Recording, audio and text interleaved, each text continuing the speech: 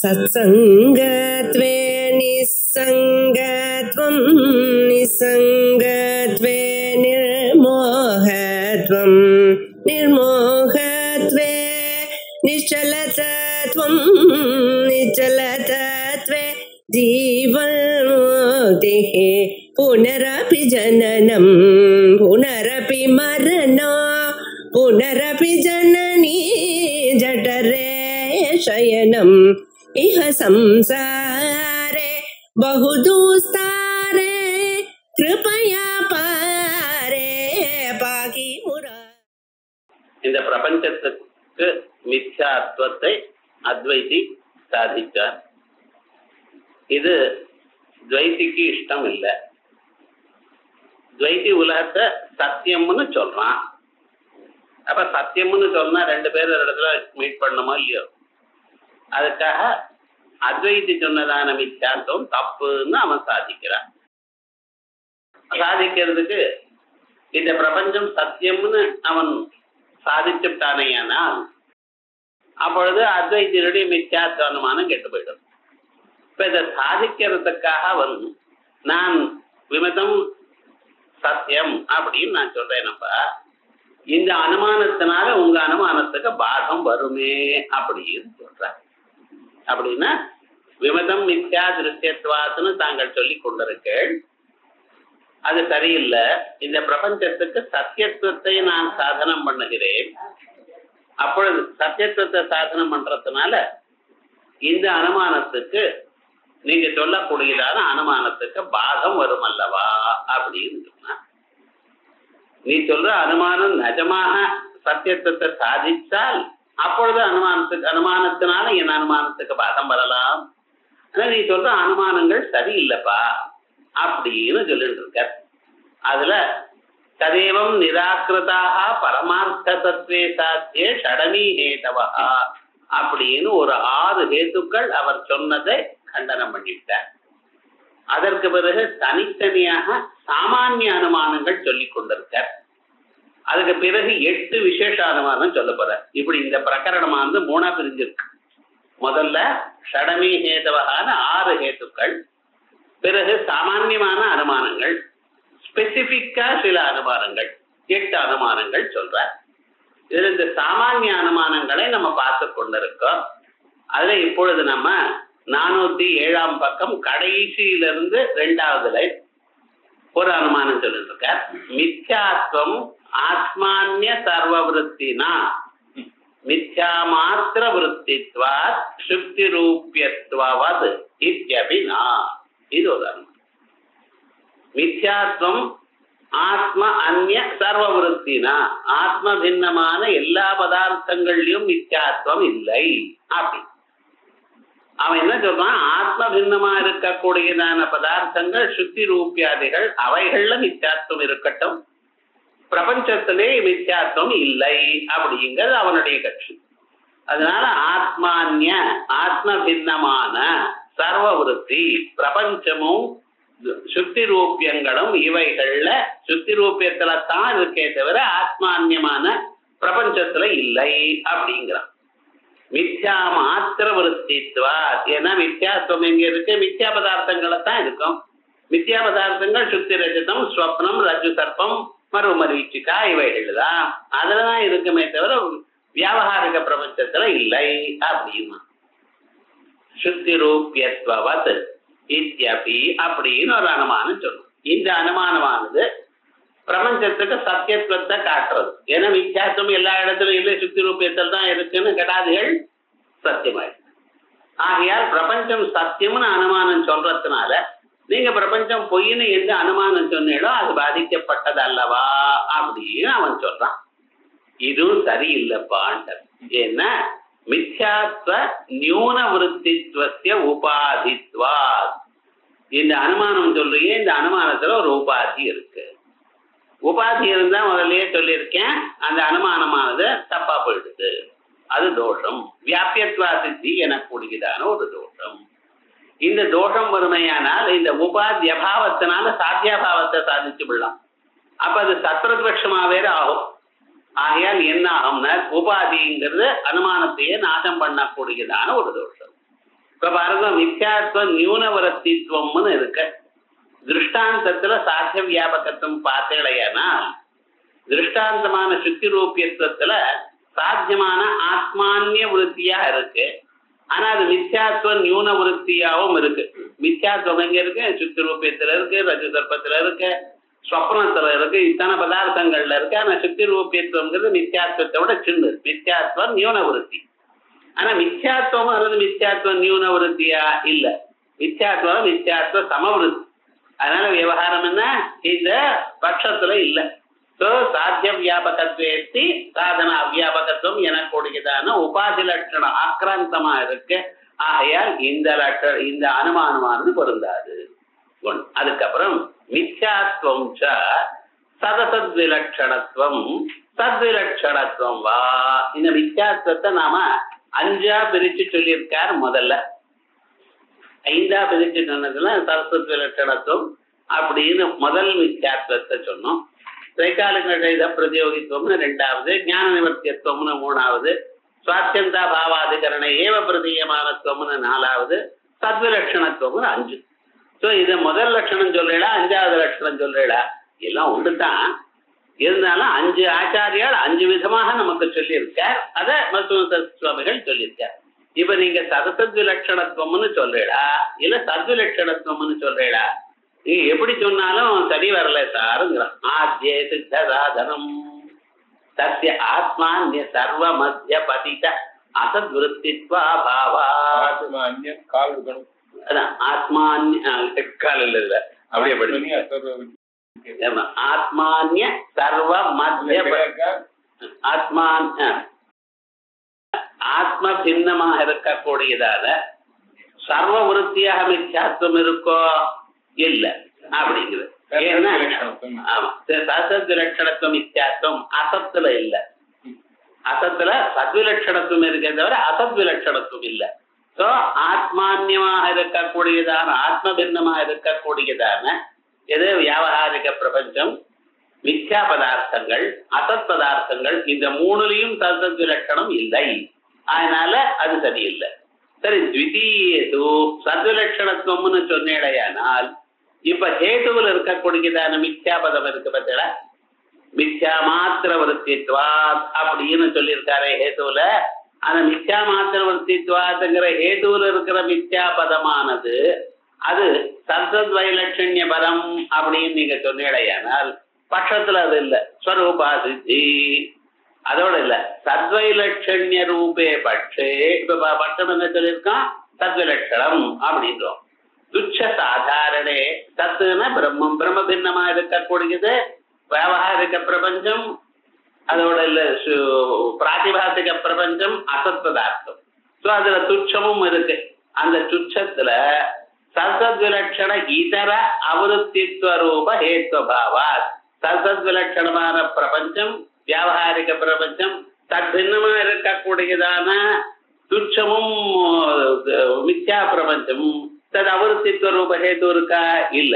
அதனால என்னாச்சுன்னா சத்யாபி சத்வைலட்சண்ய மாத்திர பரத்து, அதுவும் சத்வைலட்சண்யம் அப்படின்னு சொன்னா சந்திக்த அனைகாந்திகதா சாத்தியாபாவதி ஆத்மபேதே ஹேது சந்தேகாத் என அதையும் சத்வைலட்சண்யம்னு சொன்னா சந்திக்த அனைகாந்திகத்துவம் வந்துடுது. ஏன் சாத்தியம் என்ன? ஆத்மான்ய விருத்தினா அதனுடைய அபாவம் என்ன? ஆத்மான்ய விருத்தி. அதனால சாத்தியாபாவத ஆத்மபேதே ஆத்மான்ய விருத்தின்னா ஆத்மபின்னம். அதுல ஹேது சந்தேகமா இருக்கு. அதனால சந்திக்தாதிபத்தியம்.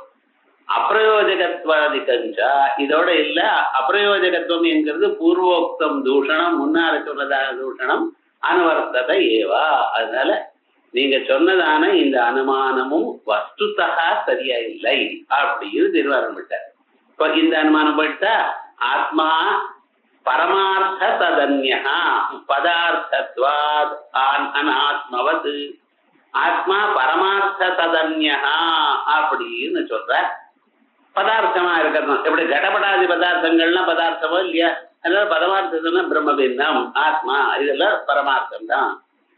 நக கல்பித ஆத்ம பிரதியோகி அனாத்மவது பதார்த்தத்வாத் அனாத்மவது அப்படின்னு அடுத்ததான ஒரு பிரபஞ்சம் பரமார்த்தம் அப்படி பரமார்த்த ததன்யா பரமார்த்த சத்தா இருக்கக்கூடியதான இன்னொரு பதார்த்தம். ஆகையால் பதார்த்தத்வாத் அனாத்மவது அப்படி. இப்ப கல்பித பேதத்தினால நமக்கு சொல்லலாமே, அது பரமார்த்தம் இருந்தாலும் ததன்யமா இருந்தாலும் கல்பித பேதம் வச்சுக்கோம். அதுவும் பரமார்த்தம் இதுவும் பரமார்த்தம் இருந்தாலும் அதுக்கும் இதுக்கும் வித்தியாசம் கல்பிதமா வச்சுப்போமே அப்படின்னு. நச்ச கல்பித ஆத்ம பிரதியோக பேதேன அர்த்தாந்தரம் அப்படி சொன்னா கல்பித மித்யாத்வேன மித்யாத்வ அனுமானேபி விமதம் மித்யா திருஷ்யத்வாத் நீங்க சொன்னீங்களோ இல்லையோ, அதுல இருக்கக்கூடியதான மித்யாத்வமும் கல்பிதமான மித்யாத்வம்னு சொல்லிடலாமே. கல்பித மித்யாத்வேன மித்யாத்வ அனுமானேபி சித்த சாதராபத்தே அப்படின்னு சொன்னா இது இத்யபினா வியாவகாரிக பதார்த்தமாதாய சித்த சாதனே அதிபிரசங்கா பாவா. வியாவகாரிக பதார்த்தத்தை வச்சு நீ சித்த சாதனம் சொன்னா நாங்க வேண்டாம்னு சொன்னோம், அது எங்களுக்கு இஷ்டம்தான், அதை பத்தி ஒண்ணும் இல்லை.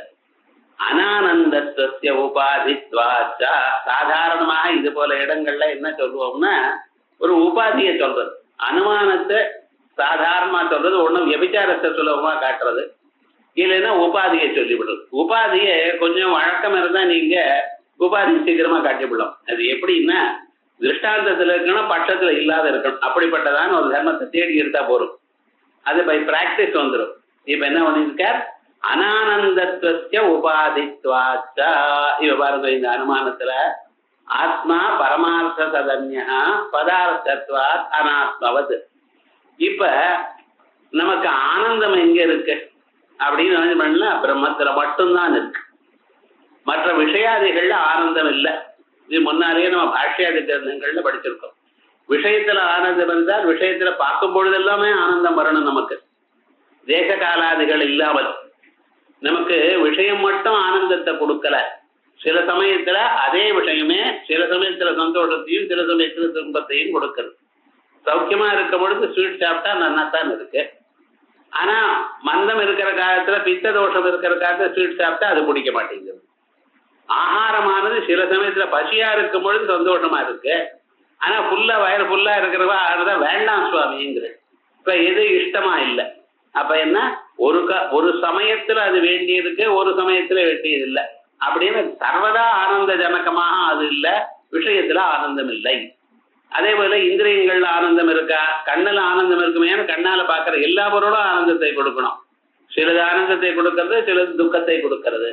அதனால புலன்கள்ல ஆனந்தம் இல்லை, மனசுல ஆனந்தம் இருக்குமே, சந்தோஷம் எப்பொழுதுமே ஆனந்தமாகத்தான் காணணும் உலகம் முழுக்க. ஏன்னா எந்த ஒரு செயல் நீங்க எடுத்தாலும் மனசு வழியாகத்தான் பண்ணிட்டு இருக்கு. ஸோ எப்பொழுதுமே ஆனந்தம் இருக்கணும், ஆனா அப்படி இது இல்லை. அதனால விஷயத்துல ஆனந்தம் இல்லை, புலன்கள்ல ஆனந்தம் இல்லை, மனசுல ஆனந்தம் இல்லை. அப்ப ஆனந்தம் எங்கே சார் இருக்கு? நையாயிக்கன்னு சொன்னா அவங்களுக்கு வரக்கூடியதான ஞானம் ஆத்மா மனசா சங்கிச்சது மன இந்திரியேனா இந்திரிய மனசேனா கத பிரத்யட்சம். இவைகள்ல இந்த பிரத்யட்சத்துல வரக்கூடியதான ஞானத்துல இந்த மூணு இல்லையே நிராகரணம் பண்ணிட்டேடையானால் அப்ப ஆனந்தம் எங்க இருக்கணும்? உங்க ஆத்மாலத்தான் இருக்கணும். அப்படி ஆத்மால மட்டும்தான் ஆனந்தம் இருக்கு. ஆனா விஷயங்கள்ல பார்க்கிறோமே சார், விஷயத்துல பார்க்கக்கூடியதான ஆனந்தமும் ஆத்மானந்தம் தான். அந்த சமயத்துல அந்த விஷயமானது நமக்கு நம்ம மனசை அசையாம ஒரு நிலையை கொண்டு வர்றது. அதனால உள்ள இருக்கிற ஆனந்தத்தை நாம் அனுபவிக்கிறோம். ஆனா பிராந்தியினால உள்ள ஆனந்தத்தை அனுபவிச்சு வெளியில விஷயத்துல இருக்குன்னு நினைக்கிறோம். நாயானது எலும்ப கடிக்கிற காலத்துல தம் வாக்குல இருந்து வரக்கூடியதான ரத்தத்தை தான் உறிஞ்சு அது அந்த எலும்புல இருந்து வர்றதுன்னு நினைச்சுட்டு மோத போறது. அதே போலதான் மனுஷனும் தன் ஆத்மானந்தத்தை தான் அனுபவித்துக் கொண்டு விஷயத்துல ஆனந்தம் வருதுன்னு நினைச்சுட்டு இருக்கார். இது பஞ்சதசியாதி கிரந்தங்கள்லயும் பாஷ்யாதிகள்லயும் அங்கெங்க சொல்லியாச்சு.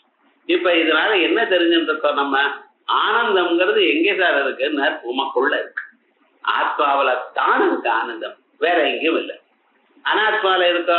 நிச்சயமா இல்லை. இப்ப பாருங்க, இதை தெரிஞ்சுட்டு நீ அனாத்மாவை திருஷ்டாந்தமா கொடுத்திருக்கேன், அங்கே ஆனந்தம் இல்லை. அங்கே ஆனந்தம் இல்லைன்னு என்ன இருக்கு? அனானந்தம் இருக்கு.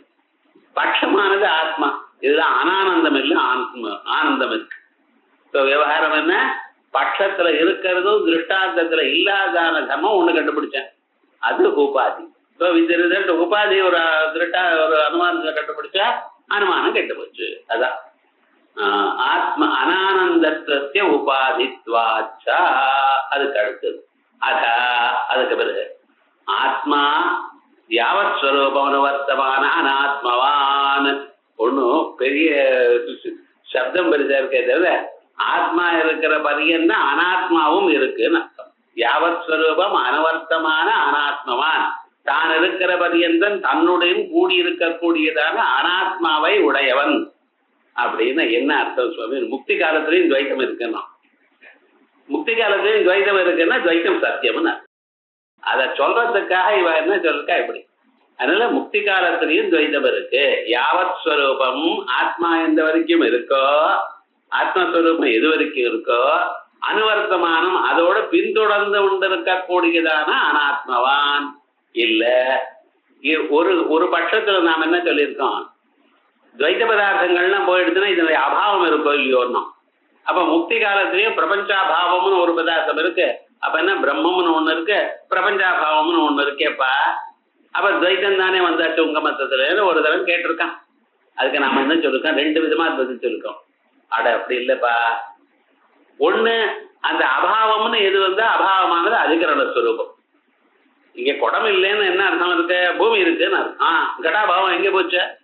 கடாபாவம்ங்கிறது பூரூபமா இருக்கு, பூதல ரூபமா இருக்கு. ஸோ பூதலமே கடாபாவம். அதனால்தான் பூதலத்தை கண்டு கடம் இல்லைன்னு சொல்றேன். கடாபாவம் அதிகரணஸ்வரூபம் அப்படின்னு ஒத்துண்டு. இங்க ரெண்டாவது பதார்த்தம் இல்லையே, பிரபஞ்சாபாவம்னு பிரம்மன் தானே. அப்ப பிரம்மம் ஒண்ணுதான் இருக்கு அப்படின்னு ஒரு பதில் சொன்னார். ஆனா இந்த வாதிகள்ல சில பேர் என்ன பண்றார், அதிகரணஸ்வரூபமா இல்ல அபாவம்னு சொல்லியிருக்கார். அந்த இடத்துல என்ன பாவாத்வைதம், ஆத்மாவை தவிர ரெண்டாவது பாவ பதார்த்தம் இல்லை, அதான் அத்வைத பதத்துக்கு அர்த்தம் அப்படின்னு சில ஆச்சாரியால் சொல்லியிருக்க. இப்படி அதிகரணஸ்வரூபமாக அபாவத்தை ஒத்துக்கொள்ளாத பட்சத்தில் அப்ப என்ன பண்றதுன்னா, யாவத் ஸ்வரூபம் அனுவர்த்தமான பாவரூப அனாத்மவான். அந்த பட்சத்துக்கும் உங்களுக்கு சரி வரணுங்கிறதுக்காக என்ன பண்ணியிருக்கான், யாவத் ஸ்வரூபம் அனுவர்த்தமான அனாத்மவான்ங்கிற இடத்துக்கு யாவத் ஸ்வரூபம் அனுவர்த்தமான பாவரூப அனாத்மவான் அப்படின்னா ஆத்மா எத்தனை நாள் இருக்கோ அத்தனை நாள் அத்துடன் பின்தொடர்ந்து வரக்கூடியதான பாவரூபமான அனாத்மாவை கொண்டிருக்கு அப்படின்னு என்ன அர்த்தம், ஆத்மாவோட ரெண்டாவது பாவ பதார்த்தம் இருக்கு, முக்தி காலத்திலையும் இருக்குப்பாங்க. அதனால துவைத்தமானது சத்தியம் அப்படின்ட்டான். அனாத்மவான் வா ஸ்வஜான அபாத்திய அனாத்மவான். அந்த பிரம்மஜானம் வந்தாலும் இந்த அனாத்மாவானது போகாது. பிரம்மஜானம் வந்தாலும் போகாதான அனாத்மாவை கொண்டிருக்கு அப்படின்னு. பிரம்மஜானம் வந்தாலும் உங்களுக்கு பிரம்மஜானம் வந்திருக்க, வைகுண்ட லோகத்துக்கு போங்க, ஏதோ ஒண்ணு பண்ணுங்க, கோலோகத்துக்கு போங்க, நாங்க வேண்டாம்னு சொல்லல. ஆனா அங்கே துவிதீய வர பதார்த்தம் ஒண்ணு இருக்கு அப்படின்னு சொல்லிட்டான். எப்படின்னு ஸ்வஜானாபாத்திய பாவரூப அனாத்மவான் வா பதார்த்தத்வாத். ஏன்னா இதெல்லாம் பதார்த்தமோ இல்லையோ, பதார்த்தமா இருந்தா அப்படித்தான் இருக்கும். பாவத்வாத்வா கட்டாதிவது அப்படின்னு ஒரு அனுமானம் சொன்னான். அத்திர இந்த அனுமானத்தினால துவைத்தத்தை அவன் மித்யாபூதமாக பண்ணணும். மித்யாபூதம்னு சொல்றது இல்லை, அது சத்தியம்ங்கிற ஒரு பதார்த்தத்தை சொல்லணும் என்பதற்காக இத்தனையும் சொல்லியிருக்க. இப்படி சொல்லியிருக்கிற காலத்துல அதுக்கு என்ன சொல்ற, இது தப்பப்பா. அத்திர பஞ்சம பிரகார அவித்யா நிவர்த்தி அபியுபகம பட்சே சித்த சாதன பரிகாராய சாத்தியோ பாவரூப பதம் அனாத்ம விசேஷனம் இத்தியபிமந்தம் அப்படின்னு இந்த பஞ்சம பிரகார அவித்யா நிவர்த்தி ஒரு ஆச்சாரியால் இப்படி ஒன்று சொல்லியிருக்கார். இந்த அவித்யா நிவர்த்தின்னு ஒண்ணு நீங்க சொல்லிட்டு இருக்கல, பிரம்மஜானம் வந்தா அஜானம் போச்சு, இது அஜானம் போச்சுன்னு அவித்யா நிவர்த்தின்னு ஒண்ணு சொல்றல. அந்த அவித்யா நிவர்த்தியானது எப்படி சார், வாட் இஸ் நேச்சர்னு என்ன சொல்லுவீர்கள்? அது சத்துன்னு சொல்லுவேடா. சத்துன்னு சொன்னா அது போகவே போகாதுன்னு அப்புறம் அவித்யா நிவர்த்தி அப்படியே இருக்கும். அவித்யா பண்ணாலும் அவித்யா நிவர்த்தி அப்படியே இருந்துருச்சுன்னா அப்ப போகவே போகாது உங்களுக்கு. அதனால என்னன்னு அப்படி சொல்லப்படாது. அசத்துன்னு சொல்லுவேடா, அசத்துன்னா தோணவே தோணாது. இல்ல ஒரு பரவாயில்ல சதசத்துன்னு சொல்வேடான்னு அதுவும் சொல்ல முடியாது சார். அப்ப சதசத்துன்னு சொல்ல முடியாது அப்படின்னா என்னதான் சொல்ல போறேள் அப்படின்னு சொன்னேன்னா சதசத் விலட்சணம்னு சொல்லுங்க. சதசத் விலட்சணம் சொன்னா இன்னொரு ப்ராப்ளம் வருது. ஏன்னா அவித்யாங்கிறதே சதசத் விலட்சணம். அவித்யா நிவர்த்தி எப்படி மறுபடியும் சதசத் விலட்சணமாகும்? அவித்யா போனதும் அவித்யா நிவர்த்தியும் சரஸ்வதி விலட்சணம்னு சொன்னேன்னா அவித்யக்கும் அவித்யா நிவர்த்திக்கும் வித்தியாசம் இல்லாம போயிடும். ஸோ மோட்ச காலத்திலையும் அவித்யா கண்டினியூ ஆகுதுன்னு ஆயிடும். ஏன்னா அவித்யா நிவர்த்திங்கிறது அவித்யா மாதிரியே சரஸ்வதி விலட்சணம்னு என்ன அர்த்தம்? ஸோ என்ன பண்ணினார், அவித்யா நிவர்த்திங்கிறது சத்து இல்ல, அசத்து இல்ல, சதசத்து விரோதமா இருக்கிறது இருக்க முடியாது. ஸோ சதசத் விலட்சணம்னு சொன்னேன்னா அது அவித்யா ஆயிடுது. ஸோ நம்ம என்ன பண்ணோம், சதசத் விலட்சணத்தை விட வேறானது பஞ்சம பிரகார அவித்யா நிவர்த்தி அப்படின்னு. இந்த பஞ்சம பிரகார அவித்யா நிவர்த்தி எங்க வந்து பிடிக்கல. 2-3 இடத்துல அது சின்ன குழந்தைகளை பாடம் சொல்றதுக்குன்ட்டார் ஒரே தரம், வேண்டாம் போங்க அப்படின்ட்டார். அதனால அவித்யா நிவர்த்திங்கிறது சதசத் விலட்சணம்ங்கிற வச்சுண்டு, ஆனா அது ஒரு க்ஷணத்தில் தான் இருக்கும், அதுக்கப்புறம் அது இருக்காது. அது பாவ விகாரமானது அந்திய பாவ விகாரம் ஏகட்சண வச்சிடத்துல இருக்குமே தவிர இருக்காதுன்னு பட்சத்தை வச்சுட்டு சமாதானம் சொல்லியிருக்காரு. ஆனா அந்த பட்சத்துல அத்திர பஞ்சம பிரகார அவித்யா நிவர்த்தி அபியுபகம பட்சே சித்த சாதன பரிகாராய அதுக்கு என்ன பண்ணணும், சாத்தியோகோ பாவரூப பதம் அனாத்ம விசேஷனம். நீங்க சாத்திய ரெண்டுலையும் பாவரூபம் அனாத்ம பதம்னு பாவரூபம்னு அனாத்மாவுக்கு விசேஷனம் பண்ணிருக்கேள். இத்தியப்பி மந்தம், அதுவும் தப்பு பாதர். மந்தம்னா இது ஒண்ணு சரி, அனுமானமே தெரியல. சின்ன குழந்தைகள் சொல்றா போல அனுமானம் இருக்கு. ஏன், யாவத் ஸ்வரூபம் இத்தியஸ்தி எக்கிஞ்சித் ஸ்வரூப பரத்வே சித்த சாதனம். யாவத் ஸ்வரூபம்னு ஆத்மா இருக்கிறப்ப எல்லா ஸ்வரூபமும் ஏதோ ஒரு ஸ்வரூபம் அவ்வளவுதானே. எக்கிஞ்சித் ஸ்வரூபம் அப்படின்னு அதை நானும் ஒத்துக்கிறேன். ஒரு பதார்த்தம் போற சமயத்துல எக்கிஞ்சித் ஸ்வரூபம் இருக்குன்னு கட்டம் போனா படம் இருக்கு, சித்த சாதனம் தானே. ஆத்மஸ்வரூப பரத்வே சாத்தியா பிரசித்தி. ஆத்மஸ்வரூபம்னு சொன்னிடையானால் அவ சாத்தியமே இருக்காது. ஏன், நகி யாவதாத்மஸ்வரூபம் அனுவர்த்தமான அனாத்மா பிரசித்தா அஸ்தி. ஆத்மஸ்வரூபம் எத்தனை நாள் இருக்கோ அத்தனை நாள் இருக்கக்கூடியதான அனாத்மாவை ஒண்ணு காட்டுங்க பார்க்கலாம். நீங்க ஆத்மஸ்வரூபம் எத்தனை நாள் இருக்கோ அத்தனை நாள் இருக்கக்கூடியதான அனாத்மாவை திருஷ்டாந்தமா ஒண்ணு காட்டணும். அப்பத்தானே இந்த பிரபஞ்சமா அது போல இருக்குன்னு சொல்லணும். அது போல உன்னால காட்டவே முடியாதுப்பா. காட்டினா அப்புறம் ஒத்துப்பா. நீ என்ன சொல்லணும், எல்லாம் இருக்குன்னு சொல்லிட்டு இருக்க. ஒரு திருஷ்டாந்தம் நிச்சயமாக 2 பேரும் ஒத்துண்ட இடம் ஒண்ணு சொல்லு பார்க்கலாம். ஆத்மா இருக்கிற பரியந்தம் இதோ இது பர்மனண்டா இருக்கு சார் அப்படின்னு ஒண்ணு காட்டுங்க பார்க்கலாம். ஒண்ணு சொல்ல முடியாது. ததா சதி ஒருவேளை நீ காட்டி விட்டேன்னு வச்சுக்கேன், டைரக்டா ஆத்மஸ்வரூபம் இருக்கிற பரியந்தம் இந்த அனாத்மா இருக்குன்னு கட்சின் மேல அனுமானம் இருக்குன்னு. பர்வதத்துல நெருப்பு நன்னாவே எரிஞ்சுட்டு ஜுவாலை தெரிகிறது.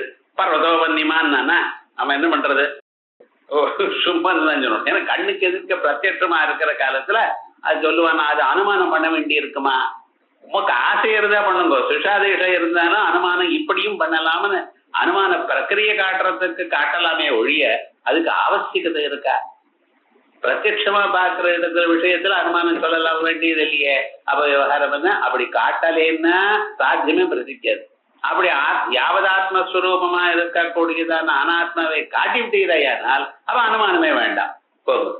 அனுமான வையத்தியம் அதஸ்வரூப பதஸ்ய சமதிவியாகிருத பரத்வாது வியாப்தி கிரகததாயாம் திருஷ்டாந்த ஸ்வரூபம் பட்சதர்மதாகிரகததாயாம் ஆத்மஸ்வரூபமேவ பிராபியதே இல்ல.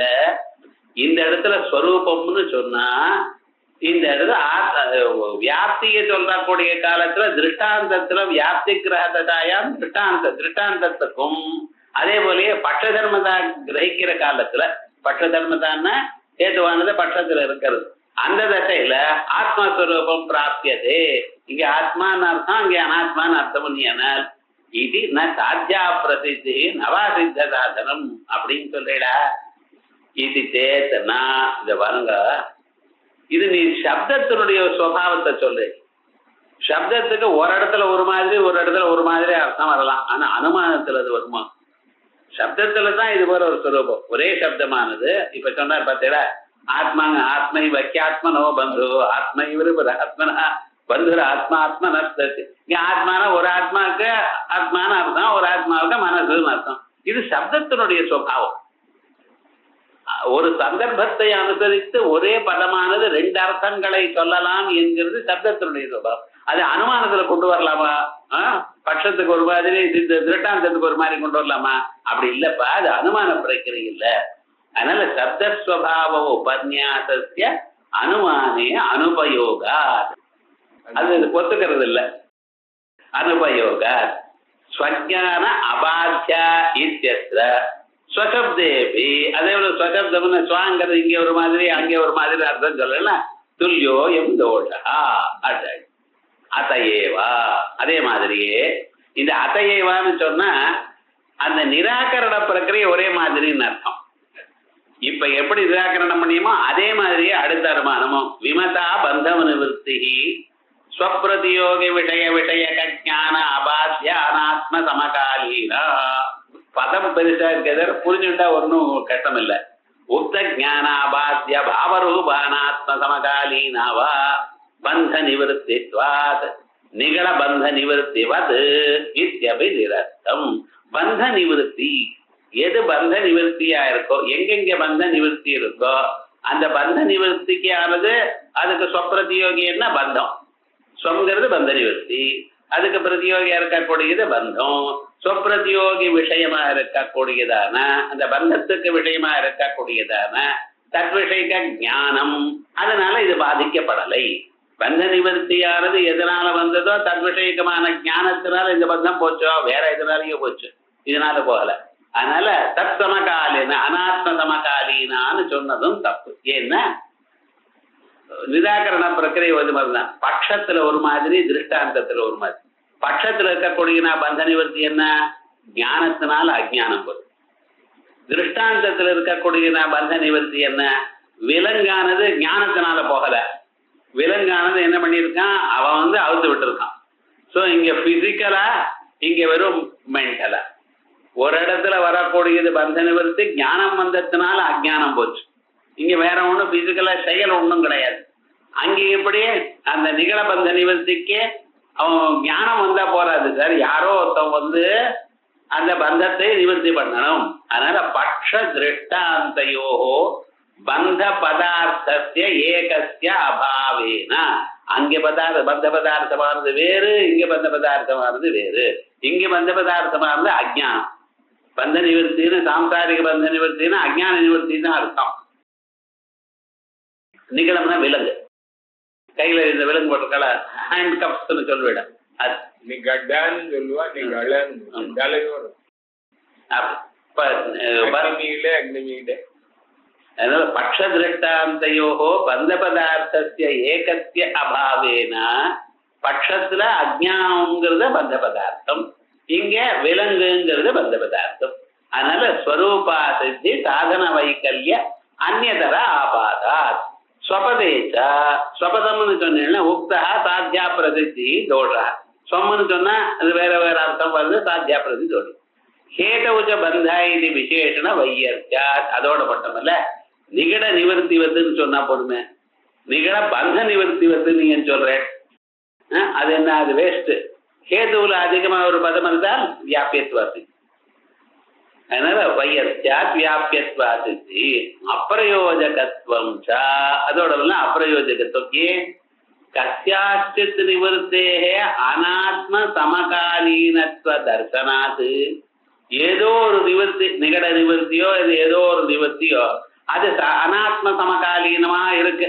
இவனுக்கு நிகட நிவர்த்தி விலங்கு அவுத்து விட்ட சந்தர்ப்பத்தில் அங்கே ஒரு கட்டமோ பட்டமோ ஏதோ ஒண்ணு இருக்கு. ஸோ நிகட நிவர்த்தி வரும் பொழுது ஏதோ ஒரு இடத்துல அனாத்மா இருந்தது. ஆகையால் எங்கெங்க நிகட நிவர்த்தி, எங்கெங்க பந்த நிவர்த்தி வருமோ அங்கெங்கெல்லாம் அனாத்மா இருக்கணும். இது எப்படி சரியா வரும்? கஸ்யாச்சித் நிவர்த்தேகே, ஏதோ ஒரு நிவர்த்தியில, நிகட நிவர்த்தியில அனாத்ம சமகாலீனத்துவ தர்சனாது, தர்சனம்னு இருக்க, தர்சனாதுன்னு விட்டுட்டா தேவையில்ல, தர்சனாது நிவர்த்தி மாத்திரஸ்ய ததாத்வ சாதனே. உலகத்துல எங்கெங்க நிவர்த்தி இருக்கோ அங்கெங்கெல்லாம் அனாத்மா இருக்கு என்று சாதித்தீடையானால் அது எப்படி இருக்கும்? சம்சார காலீனாயா துக்க நிவர்த்தே சமானாதிகரண துக்க பிராகபாச காலீனத்துவ தர்சனாதிவா, தர்சனமிவான்னு இருக்கு, தர்சனாதிவ துக்க நிவர்த்தி மாத்திரஸ்ய ததாத்வ சாதனே. இந்த நையாயிகன் என்ன பண்ணியிருக்கான், இந்த மோட்சம்னு ஒண்ணு வருது பார்த்தீங்களா, அந்த மோட்சம்னா என்னது அப்படின்னு பாஷாண கல்போ மோட்சான்றது. இந்த கௌதமனுடைய ஆத்தக்காரி கல்லா இருந்தாலும் அதனால பாஷாண கல்போ மோட்சான் சொல்றது. வஸ்துதா என்ன வேற இன்னொரு கௌதம் தெரியலையே, அவர் தான் எழுதினார். அதனால ஆத்தக்காரி எப்படி இருந்தாலும் அப்படியே அதான் மோட்சம் போட்டார். வஸ்துதா மோட்சம்னா என்ன, துக்கத்வம்சம் தான் மோட்சம்னு. ஏகவிம்சதி துக்கத்வம்சோ மோட்சான்னு ஆரம்பிச்சார். 21 விதமான அதை எனிமரேட் பண்ணியிருக்காருன்னு வச்சுங்களேன். 21 விதமான துக்கங்கள் போகணும். துக்கம் இப்போ தான் போறது என்ன இல்ல, துக்கம் இப்ப போனாலும் மறுபடியும் துக்கம் வராதுன்னு ஒரு சிச்சுவேஷன் இல்லையே சார். இப்ப துக்கம் போச்சு, துக்கம் மறுபடியும் வராம இருக்கணுமே, அப்ப அது மோட்சமா அது? சோ எப்படிப்பட்டதான துக்கத்வம்சம் மோட்சம், தான் இருக்கும் காலத்தில் துக்க பிராகபாவம் இல்லாம இருக்கணும். அப்ப என்ன அப்படின்னா நாளைக்கு துக்கம் வரக்கூடாது, இப்ப துக்கம் போகணும். அதோட வித் கண்டிஷன் இனிமேல என்னைக்குமே துக்கம் வரக்கூடாது. சோ அப்ப என்னாச்சு, இந்த துக்காபாவமானது அல்லது இப்பொழுது வந்த துக்கமானது பர்மனன்ட், எப்பொழுதும் துக்கம் வராது. இப்ப இருக்கிற துக்கமும் போச்சு, நாளைக்கு எப்பவும் துக்கம் வராது. அப்ப என்ன, துக்க பிராகபாவ அசமான காலீன, துக்க பிராகபாவம் இருக்கும் காலத்தில் இல்லாததான அப்படின்னா துக்கம் இருக்கிற இப்பொழுது வந்த துக்காபாவம் அதோட இனிமேல துக்கமும் வராது என்கிற கண்டிஷனோடு இருக்கு. துக்க பிராகபாவ அசமான காலீன துக்காபாவா அல்லது துக்கத்வம்சா அப்படின்னு. அது எப்படின்னு, உமக்கு துக்க பிராகபாவ அசமான காலீன, எனக்கு துக்கம் அதுவும் சரியா வராது. ஸ்வசமானாதிகரண எத்தனை போட வேண்டி இருக்கு பாருங்க. ஸ்வசமானாதிகரண துக்க பிராகபாவ அசமான காலீன துக்கத்வம்சோ மோட்சா அப்படின்னு அவன் சொன்னான். இது யாரோ ஒருத்தருக்கு ஒரு சமயத்துல ஒரு துக்காபாவம் துக்கம் போச்சு, அப்ப பிராகபாவம் இல்லை. அதனால எல்லோருக்கும் எப்பொழுதும் துக்காபாவம் தான் பிராகபாவம் இருக்காதுன்னு சொல்ல முடியுமா? அது எப்படி முடியாதோ அதே போல ஓரிடத்துல மட்டும் நிவர்த்தி ஏற்பட்ட காலத்துல துவைத்தம் இல்லைங்கிறதுக்காக எல்லா இடத்துலயும் நிவர்த்தி எல்லா விதமான நிவர்த்தி ஏற்படும் காலத்தில் ரெண்டாவது பதார்த்தம் இல்லைன்னு சொல்றது அவ்வளவு மடத்தனமா இருக்கு. வேற ஒண்ணு விபாரம். சம்சார காலீனாயாக துக்க நிவர்த்தே, சம்சார காலத்துல இருக்கக்கூடியதான துக்க நிவர்த்தி சமானாதிகரண, சமானாதிகரணம்னா அந்த ஜீவனுக்குன்னு வச்சுப்போம், அவனுக்கு துக்க பிராகபாவ காலீனத்துவ தர்சனாதிவ, துக்கம் போச்சு சார் நமக்கு, இதனால துக்கம் இல்லை சார் அப்படின்னு தானே நினைக்கிறான் சாதாரணமா. ஏன்னா மனுஷர்களுக்கு ஒரு அபிப்பிராயம்ல காசு நிறைய சேர்ந்துருச்சுன்னா இனிமேல் நமக்கு தாரித்திரம் இல்லைன்னு நினைக்கிறோம். ஆனா இது மட்டும் யாரும் சொல்ல முடியாது. என்னமோ ஓஹோஹோ நிறைய பணக்காரனா இருக்கவங்க அடுத்த நாள் ஒண்ணும் இல்லாம போயிடுது சொல்ல முடியும். சஞ்சலம், அந்த சஞ்சலம் நீ மனக்கிருஷ்ணான்னு சொன்னாச்சு மகாலட்சுமி தாயார் அனுகிரகம் இல்லைன்னா எந்த க்ஷணத்துல என்ன ஆகும் தெரியாது. அதுவும் நிறைய பணக்காரனா இருந்து துக்கத்தை அனுபவிக்கிறது, ஏழ்மை அனுபவிக்கிறது ரொம்ப துக்கம்னு சொல்றான். அதனால ஏதோ ஒரு இடத்துல துக்கம் போச்சுன்னா அதுக்கப்புறம் துக்க பிராகபாவமும் இருக்கு சார் அப்படின்னு சொன்னா, அதே மாதிரி எல்லா இடத்துல ஆனந்த நிர்பந்தம் இருக்கோ இல்ல. அதே போல நிவர்த்தியானது ஒரு இடத்துல இருக்கிற காலத்துல துவைத்தம் இல்லாதனால எல்லா நிவர்த்தியும் துவைதாபாவமா இருக்குன்னு சொல்ல முடியாது. அதான் சொல்லுங்க, அப்பிரயோஜகத்வஞ்ச கஸ்யாச்சித் நிவர்த்தேகே, ஏதோ ஒரு நிவர்த்திக்கு அனாத்ம